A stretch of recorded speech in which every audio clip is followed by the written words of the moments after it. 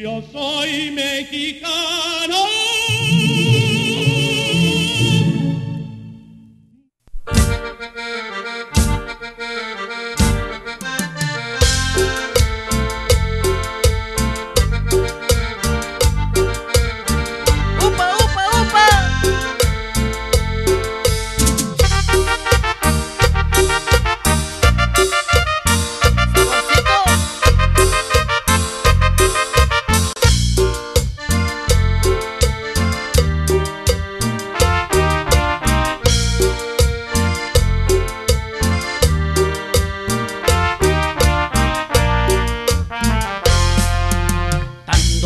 Para que si jamás vas a volver, tanto lloré para que si soy parte de tu ayer, yo que la vida te di por mirar y te sonreír, hoy solo dices adiós porque ya te vas de mí, te vas, te lo puedo jurar que jamás te amaré. Well, as I understand the purpose of in-state tuition, it is to fulfill a government service to the people of North Carolina, and various states have that. And the North Carolina Constitution reads in Section 9 of Article 9, the General Assembly shall provide that the benefits of the University of North Carolina and other public institutions of higher education, as far as practicable, be extended to the people of the state free of expense.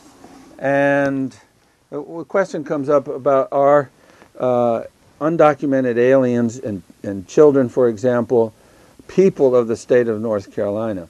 The phone calls start coming in to El Pueblo around April, May, and there are students graduating from high school, and they want to know how they can go to college.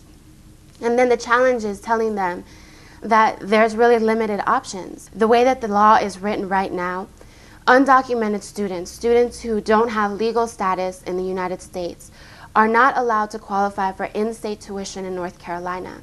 In many cases, you have residents of North Carolina who are illegal immigrants, who have spent more time being North Carolinians than people who have moved here and are, quote, legally North Carolinians. How do you say to a child, for example, their parents moved here when that child was 5. That child has gone all the way through school, and we have paid for them to go all the way through school.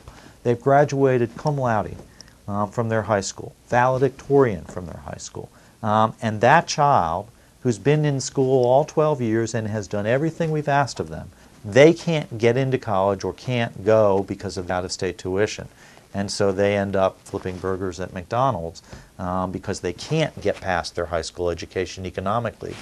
And then transpose or juxtapose that against their sister, who was born a few years later after parents already moved here, and who may be a C student, and may have done some of the things we asked, maybe a lot of the things we asked, but not nearly the talent that her older sister or sibling is. But the younger sister, by birth, is a resident, by birth qualifies for in-state tuition, by birth qualifies for scholarship and loan assistance. But the older sister, who is truly the one who can be the next Nobel laureate from this state, we designate as illegal, undocumented, and forever can't enter the university or the community college. As a matter of pure policy on an economic and educational basis, that makes absolutely no sense to me, and on a more human basis, it makes even less sense to me.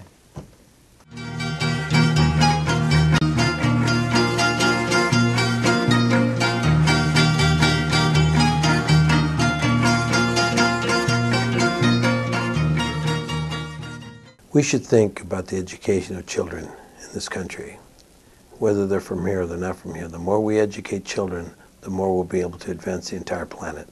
So come on, let's think about it. Education is for everyone, no matter from where you're from.